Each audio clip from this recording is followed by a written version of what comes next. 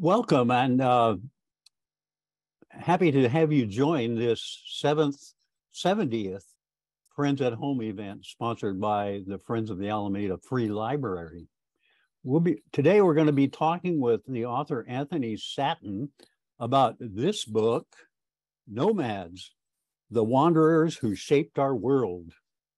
I'm David Beal from the Friends, and we're a nonprofit organization raising funds and advocating for our outstanding public library in the beautiful city of Alameda, California.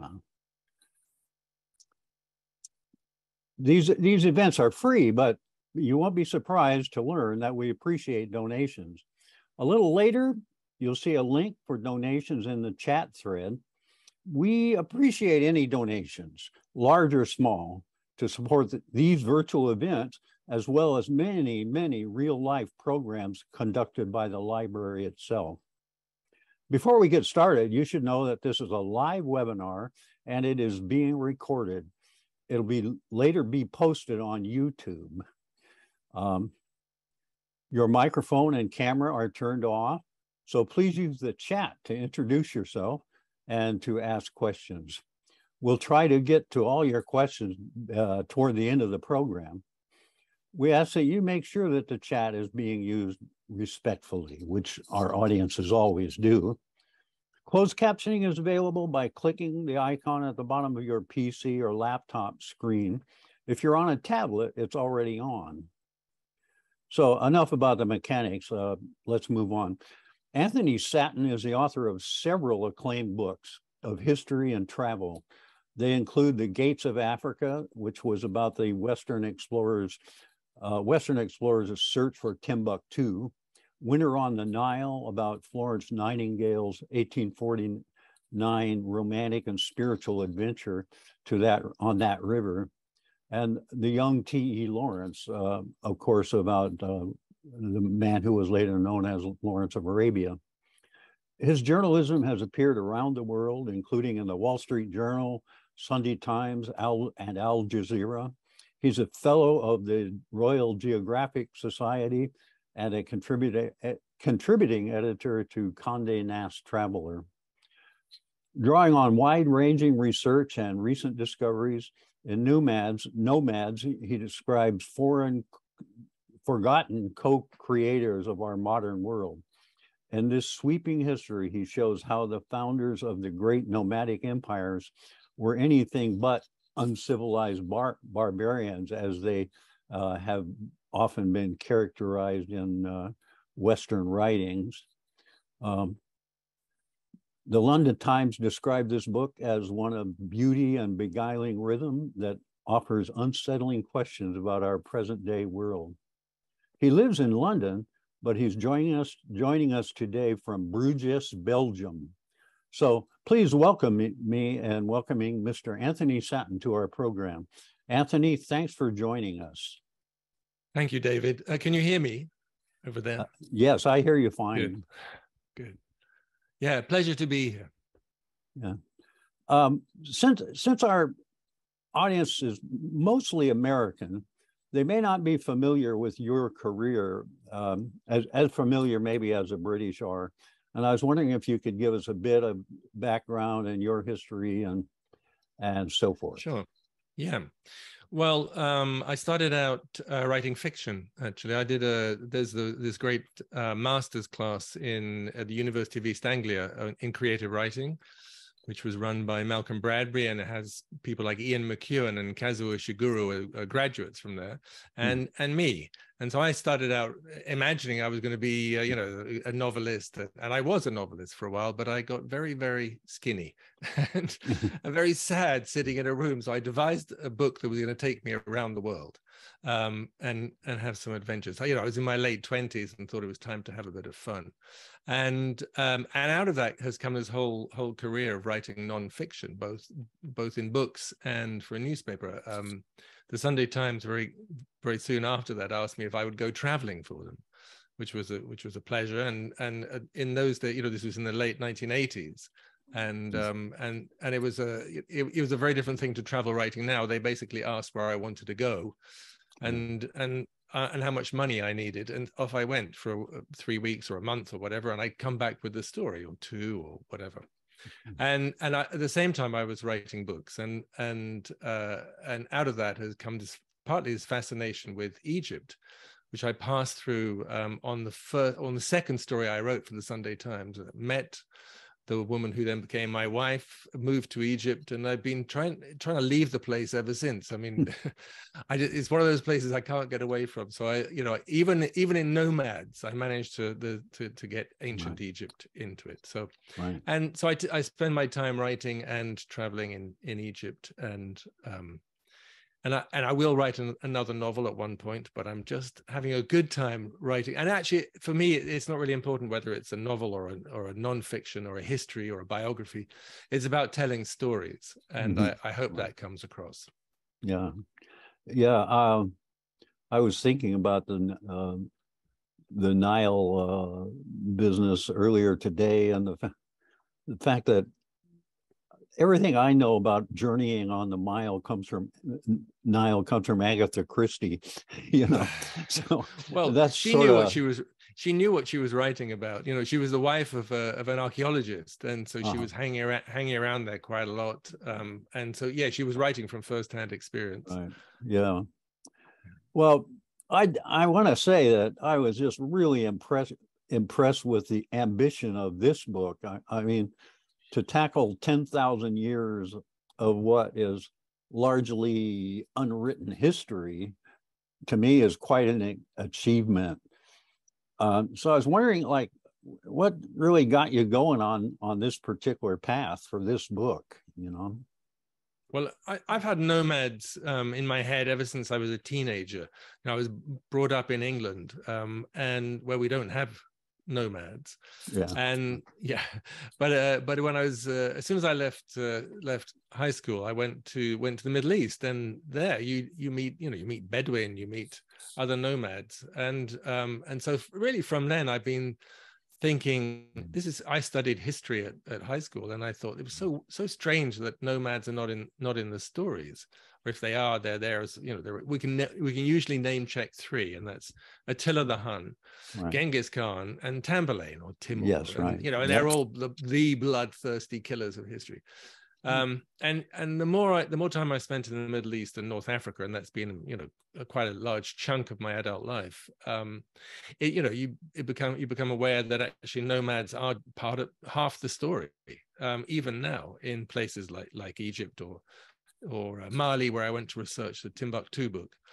But I think books have their moment. They have their time to be written. I always have lots and lots of stories that I might write in my head at any one time, and this one came out at this point, partly as a result of my previous book, which was about, as you said, about T.E. Lawrence of Arabia, which I had enjoyed doing, but it left me sort of feeling that I wanted to write something big. I wanted a really big canvas, and yeah, as you say, 12,000 years seemed like a big enough canvas, and it didn't. I mean, it started out a bit smaller than that, as a slightly less ambitious idea. But then, the more I got into doing the research and then the writing, the more excited I became about what it was going to be, and I sold it to my London editor as a book about nomads without being too explicit. And the more I sort of delved into this, the more I realized that this is a story for our time. And soon after I started working on this, we had this stupidity in the UK of the Brexit vote, where we decided we were going to put up walls. You in the US had a president who was trying to build a wall the whole way across the southern United States, and I thought, what better time to write a book about people whose essentials are freedom of movement and freedom of ideas, freedom of labor, freedom of goods, and freedom of conscience. And I thought, that's because those are the things that stand behind most of the nomads that I write about. So I thought, yeah, this is a book for our time. And so that's it sort of got bigger as I went along. Wow.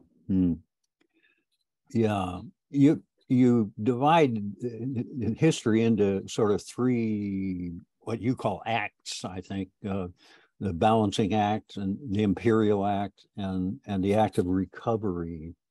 Maybe you could talk a little about what those are. Sure. Well, yes, sure. The first, I mean, the first is the really big period of history, because it opens at 9,500 BC and it ends in about sort of 600 AD. So that's, that is the sort of the major chunk. And I call it the balancing act because at the beginning of that period, almost all humans are living on the move, hunter-gatherers. There are very, very few settled communities, and that required obviously a different way of living, but also a different way of thinking, and our brains were wired differently 12,000 years ago. And at 9,500 BC, a group of hunter-gatherers decided to, for reasons that we can't quite recover, to build a monument at a place called Göbekli Tepe in southern Turkey, down near the Syrian border. And this, as far as we know, is the earliest stone-built monumental sacred space or human construction. This is the point where humans start trying to recreate their environment out of their imagination rather than just living in it.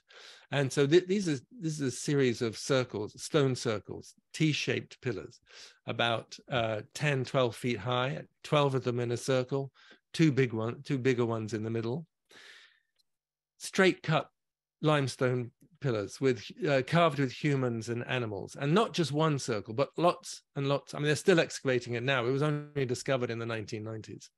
And since I started writing this book, they've discovered other places like this in that area. And, that's also the beginning of settlement, because in the process of building this monument, it seems that they ran out of food that they could hunt and gather in that area. And so they started cultivating. So the first strain of cultivated wheat has been found very close to this place called Göbekli Tepe. And in a way, this is the beginning of what's called the Neolithic or the agricultural revolution. This is the beginning of humans settling down. And at the end of this period, the first act, the balancing act, you have about half the world living settled and half the world living in motion still. And but this is not something that we're taught if you study history. It's not readily available as an idea. But for most of human history, the people who live a mobile life and the people who live a settled life have lived very happily in mutual dependence, because they need each other. And for instance, farmers in ancient Sumeria, what's now Iraq, 2,500 BC, invited the nomads to come and eat the stubble from the crops that they'd harvested, because they needed the stubble to be eaten down, but they also needed the droppings from the nomads' herds to fertilize the ground. And this is a very happy, mutually dependent relationship, and that's how most of the relationship between nomads and settled was throughout history.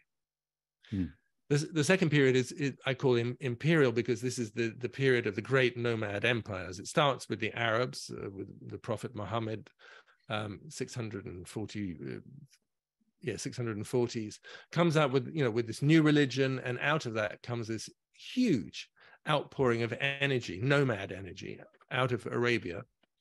And they overwhelmed the Byzantine and the Persian empires and ruled the whole way from the Atlantic far into Central Asia. And then one after the other, there are in what we in Europe call the Dark Ages. You have these nomad empires, particularly the Mongol empires, starting with Genghis Khan, in the 1100s AD, and going on to Timur in the 1400s. And again, we're not taught these stories, but they're absolutely part of the development of the world as we know it. And I make the case, I think, that we wouldn't have had the European Renaissance when we had it and in the way we had it if there hadn't been a Mongol Renaissance 150 years before that.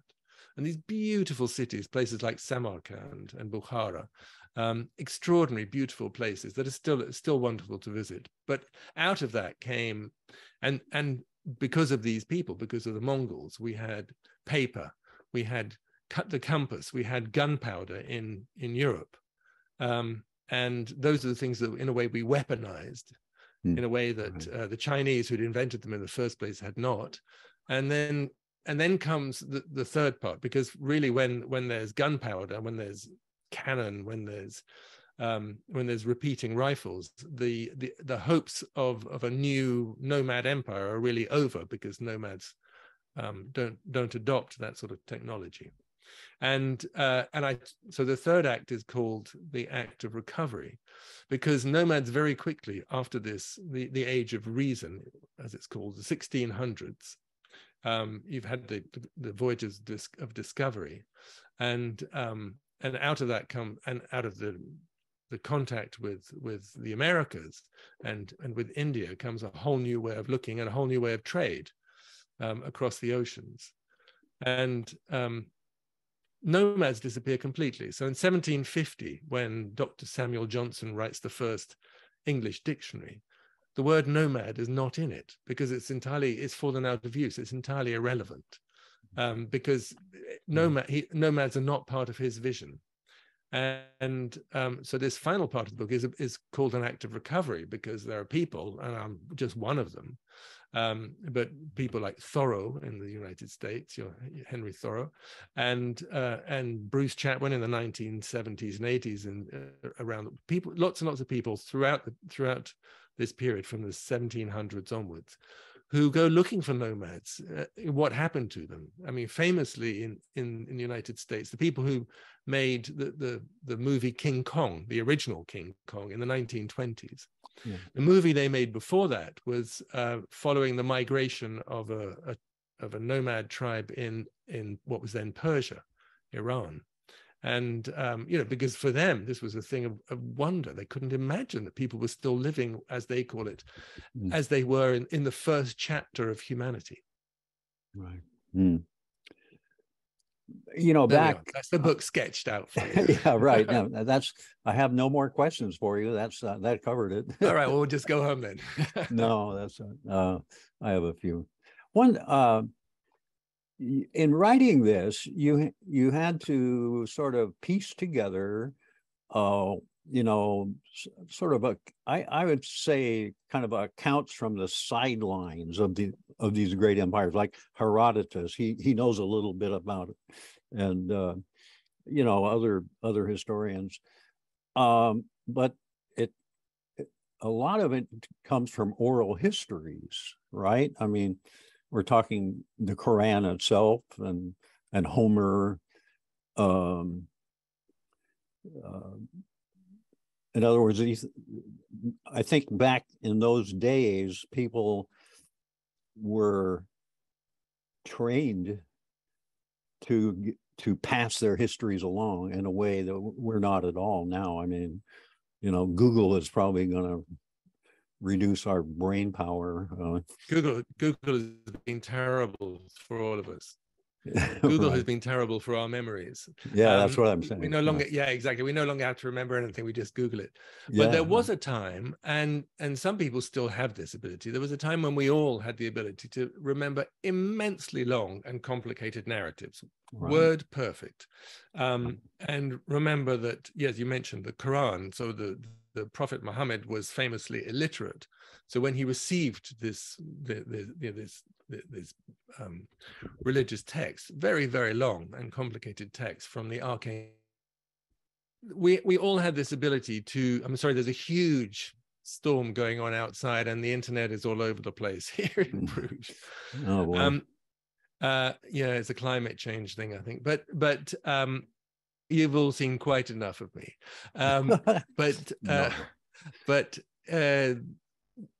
For instance, Homer, the Iliad and the Odyssey were initially not written down. They were remembered and recited. And it was the same, same with most early legends. And nomads, this suited nomads. You sit around a campfire, you have a tribal gathering, and people tell their stories. And that was how the nomad history was passed on from person to person. But when the book was created, everything changes, and particularly with the printing press, and by the sort of 13, 14, 1500s, respectable knowledge is no longer oral knowledge. It's what sits in books. And in order to research this book, though, the problem is what sits in our books is not the story of nomads. It's the story, the only, as I mentioned, you can only really name check 3 famous nomads in history, and inevitably they really only have a place in our histories when there's a conflict. But this does not reflect the majority of the relationship between nomads and settled, which, as I said, was one of mutual dependence, where people got on very happily together. And so nomads maintain their stories in that way. But in order to write the book, I was obviously not going to travel around the world trying to track down these stories. What I did was I looked at people like someone like Herodotus, you mentioned, who writes about these wonderful people called the Scythians, who first appear in 612 BC. There's an early inscription, but we don't know where they came from. We still don't know what they called themselves. There was a great exhibition about the Scythians in the British Museum about 5 years ago. And I sat through 3 days of the conference of the world experts on Scythia. Now, the Scythians occupied a huge swathe of land between the Black Sea and Central Asia, the Kazakhstan, up to the Altai Mountains. And there was another tribe that sat the other side of the Altai Mountains and went the whole way to the Great Wall of China, called the Xiongnu. Again, we don't know what they called themselves, because they certainly didn't call themselves Xiongnu, because it translates as illegitimate offspring of slaves. And I don't think there's anyone who's going to call themselves that.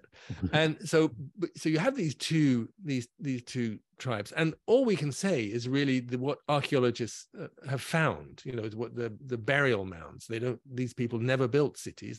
They never constructed monuments, apart from mounds when they buried their particularly the important Scythians. And but through that, and through Herodotus, and through a historian called the Grand Historian of China, who's about 200 BC.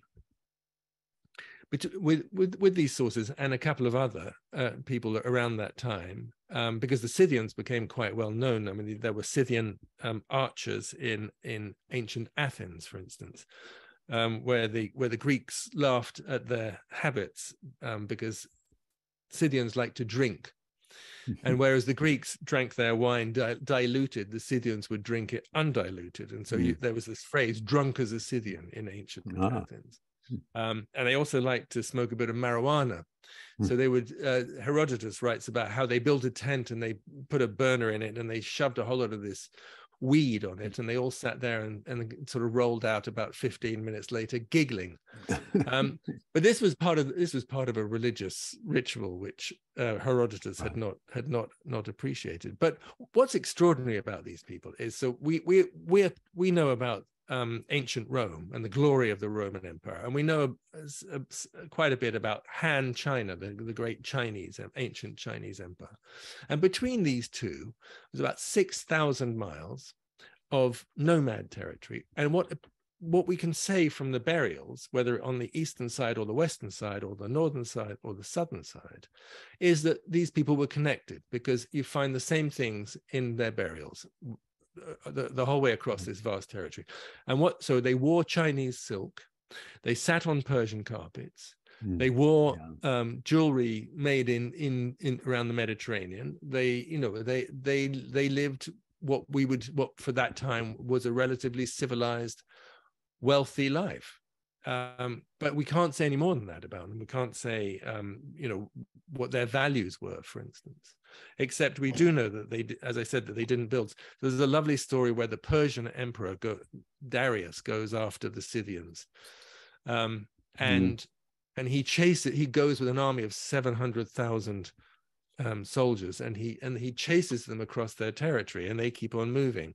And eventually he can't catch them up, and his supply line is getting very stretched. He's getting a bit nervous. So he sends a very fast messenger to catch up with the Scythian king and says, why won't you fight? Or if you won't fight, send me my tribute, which is my due as your lord. And the Scythian king says, you're not my lord. And we're not running away from you. We're doing what we always do, nomads. We're just moving. And we have no crops that we fear you might burn. We have no cities that we're worried you might sack. So why would we fight? And in the end, the Persians gave up and went home.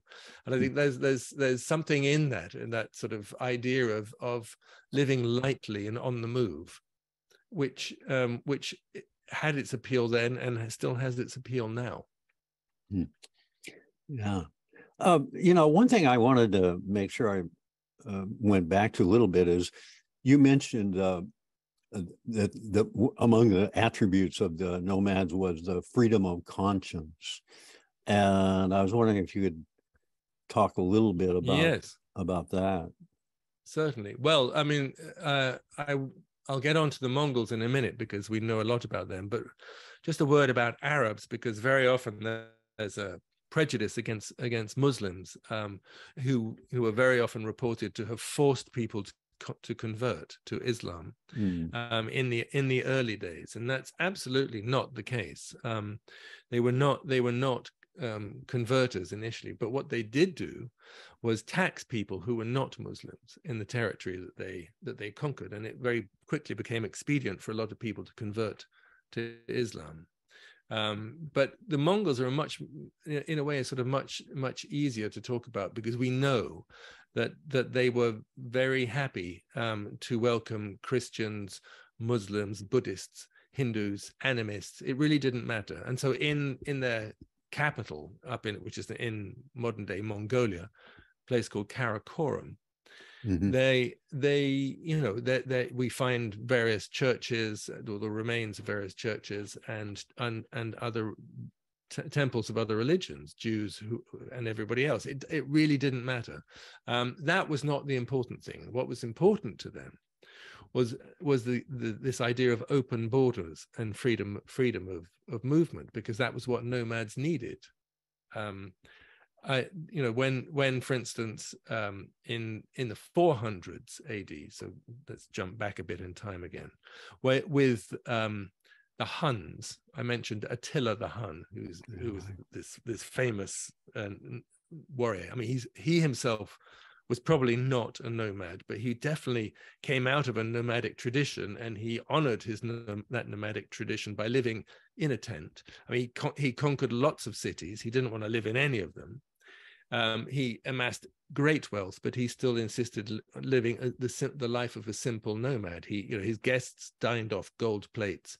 He did not. His guests ate fancy meat.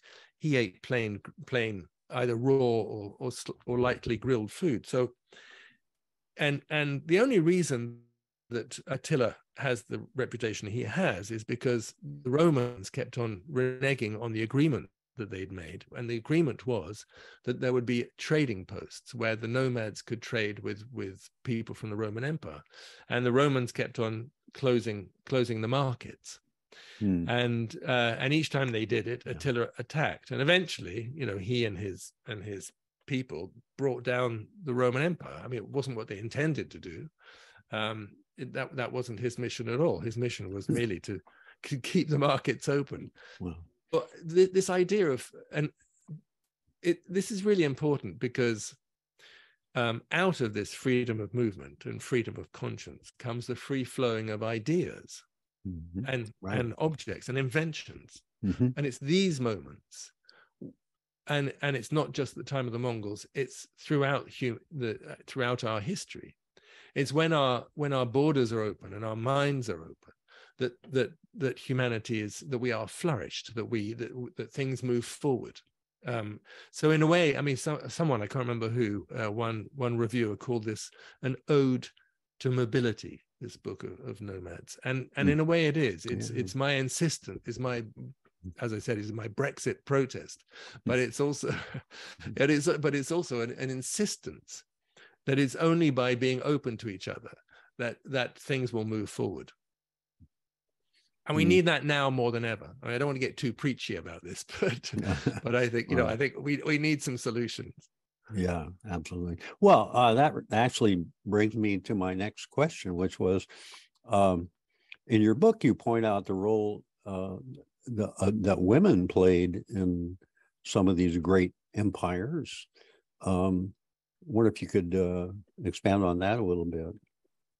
Yes, I mean, one of the things I wish I'd been able to do more of is write about women in this. But as I said, given that most of the texts are written by settled people, and most settled people never came into contact with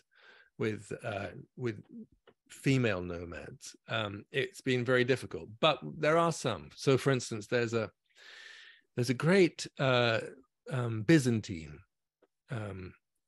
ambassador called Priscus, who was sent to meet Attila. This is around the 400s AD, and Attila is at this moment the most powerful man on the planet, and the Romans are scared of him, and they're sent, so the negotiation is how much gold do we have to pay to keep you sweet, and but Priscus gets to meet Attila's wife, his chief wife, and turns out that she's a charming woman, living in a very, very, very lovely. She's in a wooden pavilion. They've never found any of Attila's capital or city or whatever it is, his main camp. None of this has been found. But Priscus says the only solid structure in the whole thing was the bathhouse that Attila had made for his wife. And then jumping forward to the Mongols, we know, for instance, Genghis Khan, so much of what he did in his early life was out of love for his wife, a woman called Birta, who's captured soon after they get married, and that's sort of part of the reason why he gathers so many people around him and becomes powerful is firstly to capture her, to get her back, and then to punish the people who did this. But we know that the whole way through his career, this sort of, and he again becomes the most powerful man on earth, is due to her wise counsel. He always listens to her before he goes on campaign. And this is something that repeats the whole way through. I mean, and again, we know from the Scythian burials that women were given equal treatment. High status women, the important women, were given same burial as important men. Buried in grand style with lots of horses sacrificed to them. So clearly women were important. Yeah. Well, I wonder. Yeah. I'm sorry. No. There's a lot of things I could say about the modern day right now, but I'm not going to.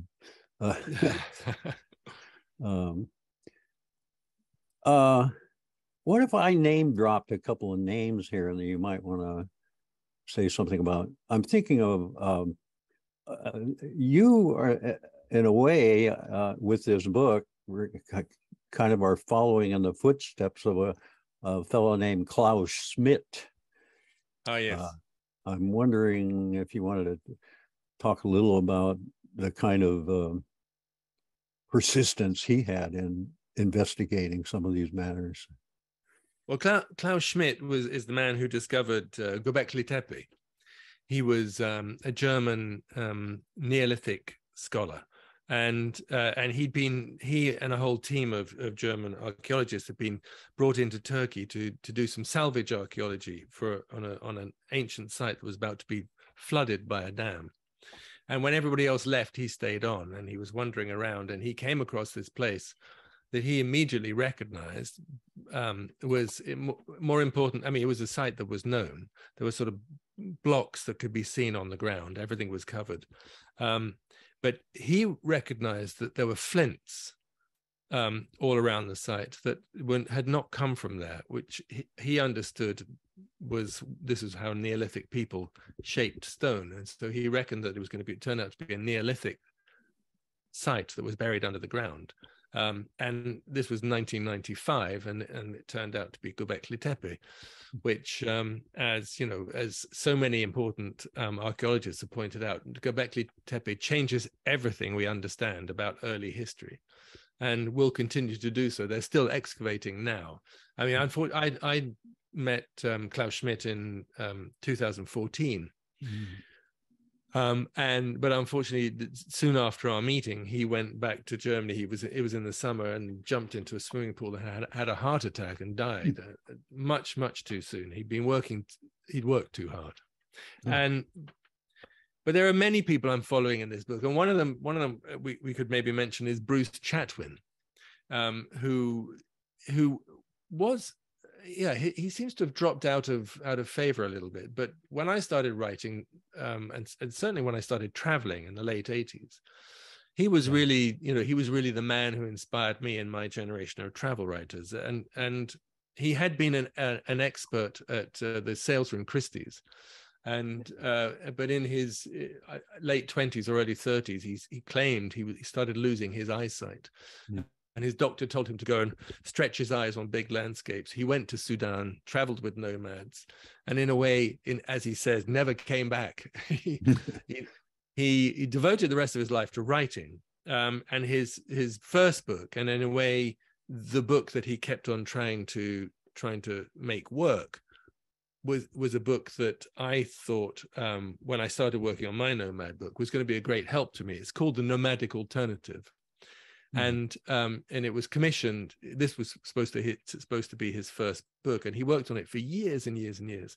And then when he sent it into his publisher, the publisher said, "This is unpublishable," and we don't want it. In fact, nobody wanted it. It wasn't published, and it never will be published.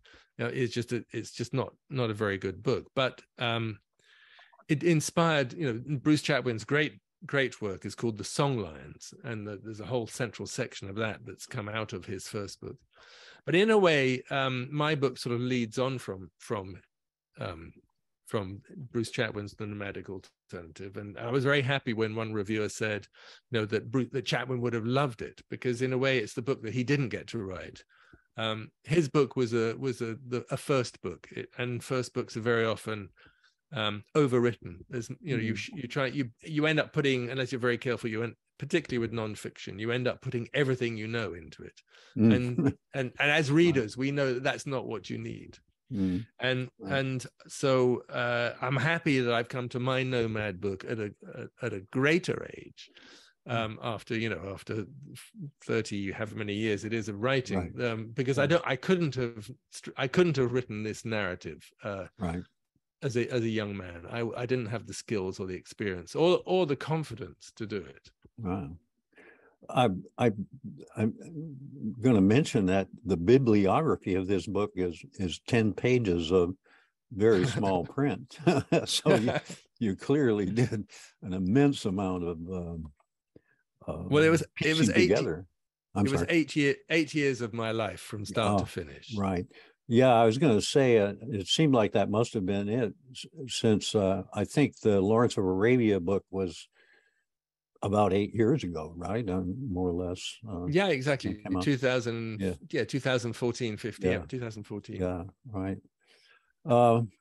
Well, it's clear that a couple of your passages in the book, near the beginning and at the end, especially when you were,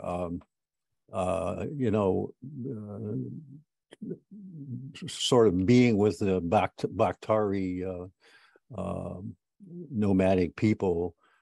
Anyways, it's clear that you have a great affection for them, I think. Wouldn't you say? I mean, I do, and I have an affection for them, for their openness and their. I mean, I bumped into nomads. For instance, once when I was trekking in Sinai, I came upon a nomad family who were they living out of a tent with their goats and whatever, and the instant hospitality. Wherever you come from, they ask, where are you go, who are you, where are you going, stay for some tea. And then, within a couple of minutes, the old man's got out his, his homemade banjo thing, which is made out of a tin plate and a bit of stick and a couple of strings. And he's singing me a song. And, that sort of openness, it's difficult not to love. Yeah. And I had that experience also with the Bakhtiari, these people you mentioned, and I open and close the book with them because they stand as a as a sort of as a model nomad tribe today. I mean, they claim their ancestry goes back thousands of years. And I mentioned that the film that was made by the people who then went on to make King Kong in the 1920s. This film called Grass, and they followed that particular tribe, the Bakhtiari. This is in 1922, when there were 50,000 in the tribe, and they're moving from down near the Iraqi border on the Mesopotamian plain, where there's good grazing in the winter. And they go up into the high mountains, in the Zagros Mountains, for the summer grazing. When snow melts, there's all these spring flowers, and it's a really, really difficult journey. And they were moving about 500,000 animals. And in the 1920s, they were crossing the river on inflated animal skins, and people died. They just pushed all the animals into the river and hoped that they would get to the other side. And then they had to climb up this mountain, and it was an extraordinary and difficult and dangerous journey. And that's still the journey they make between these two places. And they're very proud of their heritage and their ancestry. And I thought I might, do we have time for me to read you a little bit about Vita Sackville West? Oh, sure. Yeah, right. Speaking of. Okay. So, well, because Vita Sackville West, who you may or may not know, is this sort of brilliantly precocious and talented English woman who was initially married to a diplomat. And she was partly, I think, inspired by the film, by the movie Grass. She went to Persia, to Iran, in, I think, 1925, 26, for the inauguration of a new Shah, and because her husband was a diplomat there. And then she went up into the mountains to see the Bakhtiari. And this is a lovely passage she wrote. It's a few minutes of reading, if you don't mind, about these people. To us who come from Europe, she writes, there is something poetic in a Persian shepherd calling to his sheep and goats. But the Persian shepherd himself sees nothing except the everyday business of getting a lot of tiresome animals along. What appears romantic in one place, she understands, is the gritty realism of everyday life in another place or at another time. What struck her more than the hardships of the migration or the beauty of the place was the simplicity of their pared-down lives. No motors, no wheeled cars. What use would they be on the vertiginous slopes? Everything dictated by the need to find pasture and the great difficulty of the grand landscape. Everyone rising as they do now at first light and working until dusk. Everyone knowing where to find the springs with clear water, loading pack animals to carry what little you own, knowing each one of the herd, knowing which animal would be slaughtered next for food. The daily round of lighting fires, raising tents, and then sleeping. She found something irresistibly attractive about the pared-down simplicity of this nomad life. Evenings in particular satisfied her geographical romanticism, that moment when the tents were up. Her little statue of St. Barbara was unpacked beside her sleeping bag, fires lit, meat grilling, the men smoking. Water bubbled down the valley, stars glittered overhead. The moon rose over the spine of mountains, and there was romance and beauty in this moment of peace after the extreme efforts of the day. It was in one of these intense, reflective pauses that this elegant, privileged, talented woman imagined what it would be like to stay up there in the mountains. I don't just mean stopping for a night or two, because she'd already done that. She wondered what it would be like to stay for years, to live there. She mentioned 30 years.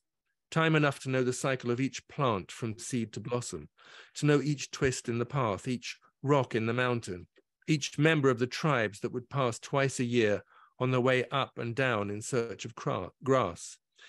She thought that would be long enough to free herself from the chains of civilized life, from movement, news, emotions, conflict, and doubt, and to confront the essence of herself. And then what? Yeah, right. And then what? Yeah, exactly. I think with that, we might kind of check for questions from the audience. I have one here already, is asking if I can ask you about American nomads. I'm thinking, well, of course, we had the great indigenous peoples on our plains, and they were pretty nomadic, I think, particularly when the Europeans reintroduced horses to North America. That's right. Yes. Well, there's a lovely passage I write about Benjamin Franklin, who's in Pennsylvania, and he can't understand, and he's very troubled by it, how people from the settlement, his settlement, who, when captured by indigenous peoples, and then brought back to the settlement, eventually either bought back or recaptured, freed, as soon as they could, they'd go back to what he calls a wandering life. And this is women as well as men. And he can't understand this at all. Why would you want to go the wandering life when you could live in a settlement? And the flip side of that is they ask the elders of the local tribes if they would like to send their children to be educated in the settlement and sort of given the benefits of arts and sciences. And the elders say, no, we tried that once, and when you sent the children back to us, they were good for nothing. and I think, you know, that this is still a time when there were many nomadic native tribes, indigenous tribes in the Americas.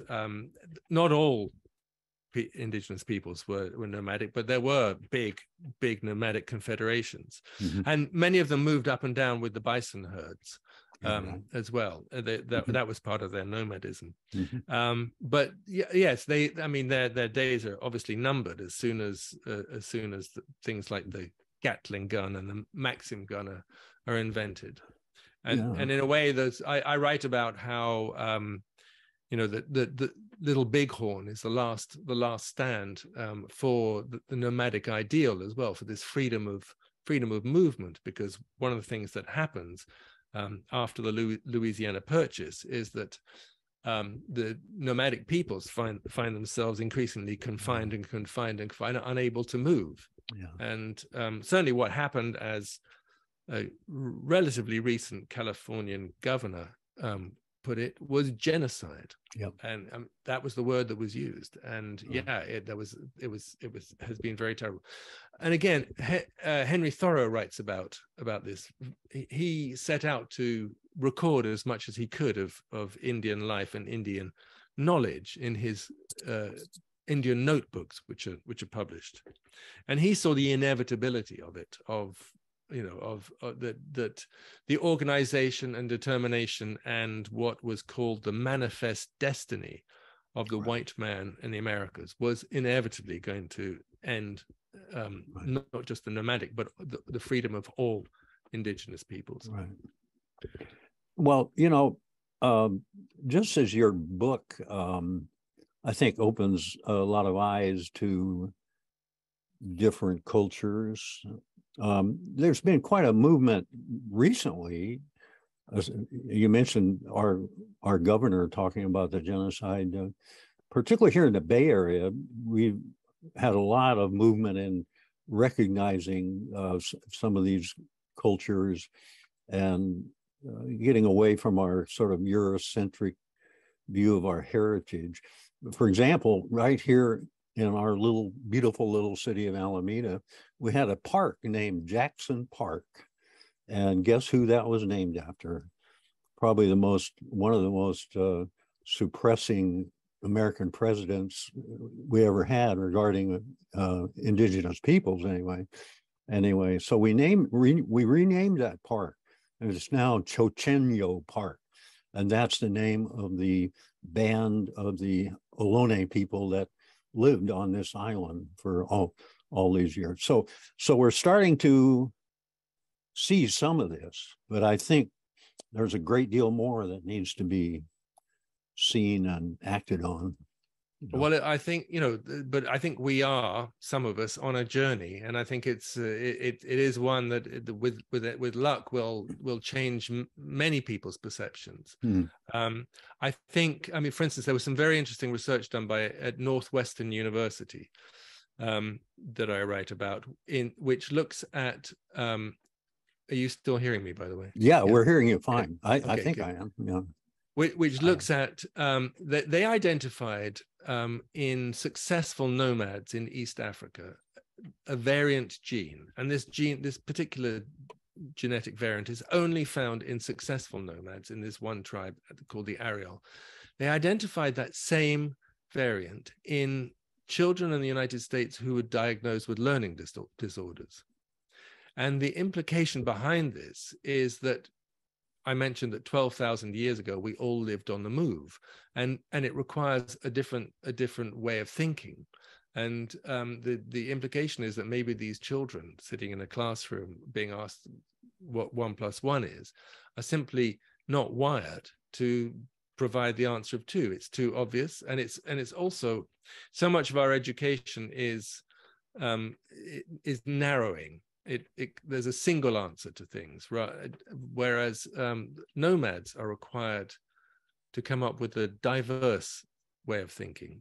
Every day brings a whole set of unexpected encounters and problems that require a range of answers. And we all lived that way 12,000 years ago. We all thought that way 12,000 years ago, but we're trained now, most of us, to think differently and behave differently. And it could well be that many of us are simply not suited to thinking in that way, or to living in the same place every day, between fixed walls under a roof.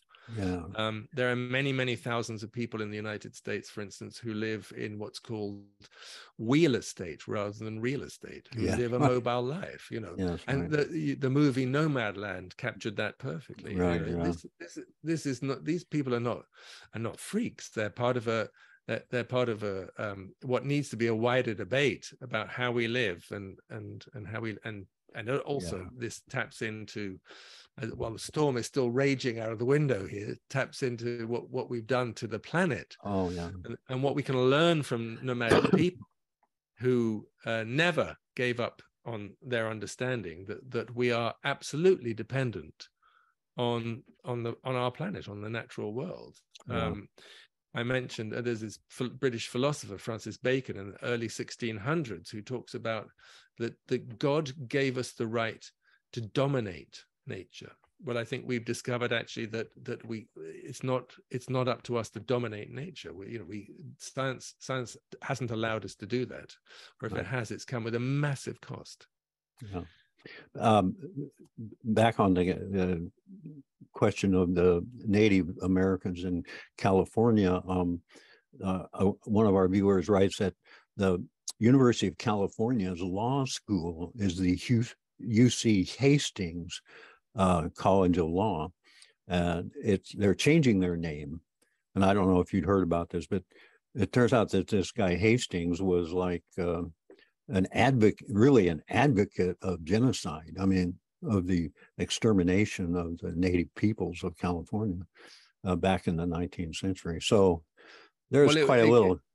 I write about some of this in Nomads, and I write about the justification is this idea of manifest destiny. The desire for it is, of course, to have the land and for ranching, but also the minerals, the gold, or whatever else. The gold rush happened on what had been indigenous territory. Yes, right. I grew up in Northern California, which is very near where a lot of the gold rush was. There's something else I've lost what I was going to ask you here. Another question from the audience is just how long did it take you to do the research for this book? I think you kind of answered that already. All But my life. yes, right, exactly. But in particular, I started in earnest in 2014, 15. And in a way, I guess it's never going to stop. There's so much. I mean, firstly, I'm still fascinated by it, and nomads. You know, I've been meeting nomads, as I mentioned, since I was a teenager. And I think, you know, this isn't a book that one writes and says that's it.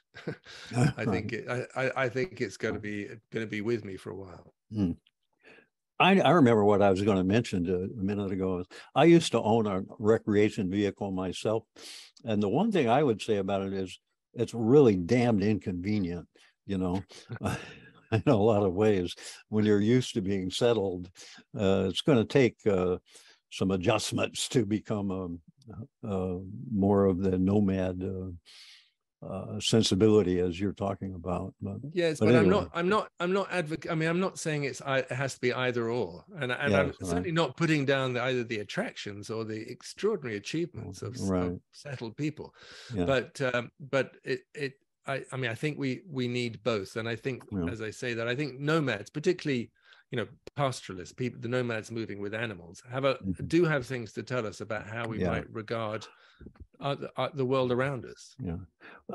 Another kind of group, I think, of what we would call nomads here in America is our farm laborers, which are nomadic in a very real sense. They come from Mexico usually, and many of them, hopefully most of them, have work permits. They come up here, work the crops and stuff, and then go back. So it's, in a way, it's sort of like your nomads that are herding their sheep up and down the mountains and so forth. So that's kind of a nomadic culture already that is a little bit of. I think there's also, you know, there's echoes of this very, very, very old way of life in many things. I mean, in pilgrimage, I think there's an echo of that as well. Right. It's a sort of the spiritual movement. I mean, if you think, most obviously the pilgrimage to Mecca, where you get millions of people going every year. Right. And if you think also about, you know, this sort of the summer rush to the beach, I think is also part of that. You know, that you know, where in Europe, you know, August, factories close, you know, and everybody goes and sits by the water. I mean, this would seem to me to be an echo of this habit that we have from our nomadic days. I'm getting a message from my director here that says one more question. So and here's the question: what do we know about the foods and nutritions of the various nomadic peoples? Oh, good question. Very protein rich, for sure. Certainly with, I think with all nomads I know of, whether it's Inuit or up in the frozen north, or you know, or the Bakhtiari, for instance, or whoever it is, there's always a huge amount of meat consumption or fish consumption, if you're beside the water, and you know, and often eaten raw in the old days, at least. Right. What we call steak tartare is famously came about through some nomad shoving a bit of meat under his saddle, and realizing it was tenderized and you know, ready to go when he got off his horse. Wow. So that's the legend. But you know, whether it's the Mongols or the Persians or whoever it is, that a huge amount of meat is eaten, and not so much vegetable. Well, I'm going to defy my director and ask one more question, which is really two questions, which is as a modern nomad of sorts yourself, what sort of travel plans do you have in the near future? Where are you planning to go next? I'm definitely not a nomad. I have too many books. One of the things about nomads is you need to be able to wrap everything up and and load your animal. And Right. I'm on my way. I've come from London. I'm in Belgium at my in-laws today. Tomorrow night I'll be in Switzerland, and after that I'll be in Italy, where I spend half my time now, and that's my trajectory. But I find it very. I have spent half of just about every year of my adult life on the move, and but so I'm completely split here, two halves. It's not either or, as I said. I both love moving around, and I love having all these, this ton of books that I just moved to Italy, for instance. I need my goodness. So speaking of books, do you have another one in mind coming up, or you got that one? Yes, right? I've got that one. No, yes, I have. I've got a couple of books on in my mind at the moment, but I'm working on one about Egypt. Okay. About how, in a way, how Egypt shaped the world. From ancient Egypt, that is. Because we consider ourselves to be heirs of Greece and Rome, but somehow we don't quite go back to Egypt. So I'm going to change that. Okay. One last thing, is this coming out in a paperback version? Yes, but don't let that stop you buying the hardback. Okay, all right. Yes, it will. It's coming out in I think, but it will not till next fall. It's only just come out in the US. Yeah, I know. Yeah, it was like September, I think. Yeah, exactly. Yeah, just September. And in case you need it in other languages, I think there are 12 foreign languages underway at the moment. The translation. Yeah. Wow. So I didn't know that. Yeah. Okay. Well, I think it is. We're a little past time, actually. So I want to thank you, Anthony, for a really engaging talk. I knew it was going to be, and I'm so happy to have had you. So thanks a lot. Well, thank you, David. I enjoyed the conversation, and I'm sorry that you only got my voice for some of it. But anyway, you get to see me at the end. Yes, right. Yes, right. Well, anyway, even though you're only partly nomadic, enjoy your travels to Thank you. all those places in Europe. Thanks a lot. Thank you. It's been a pleasure. Folks, yeah. So, folks, there is a link in the chat which will take you directly to Books Inc.'s page where you could get this this fascinating book. I hope this talk maybe has motivated some of you to do that. I want to again say many thanks to Anthony for a really an informative conversation. I think I know I've learned quite a bit from the talk as well as from reading the book. So again, my thanks to Anthony for that. In closing, I want to remind folks that the book is available from Books Inc. and also from our library, so you could check it out.